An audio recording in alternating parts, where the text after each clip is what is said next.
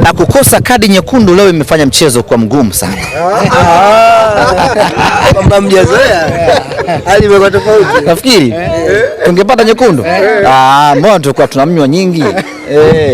Kitendo cha kukosa kadi nyekundu imefanya mechi imekuwa very tough. Kuna ule muda waliomba video support, nikasema sasa Coast wanakwenda kujikaanga kwa mafuta yao wenyewe, wacho waombe hiyo nyekundu. Haingetoka ile tungekuwa tunamnota nane, ndio tunakuwa hatari zaidi. Yote kwa yote tunawapongeza wachezaji wetu kutoka kwenye kupata kadi mfululizo kila mechi na mechi ya leo kuisha bila kadi nyekundu, manake kiwango cha nidhamu kimeongezeka kwenye timu yetu. Tunawapongeza wachezaji wetu kwa kuwa na hiyo spirit, na tunaomba waendelee na hulka hiyo, kwa sababu tunakoelekea ni kugumu zaidi.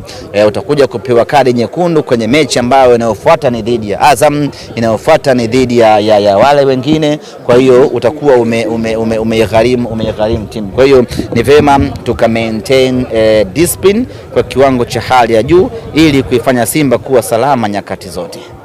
Shukrani sana.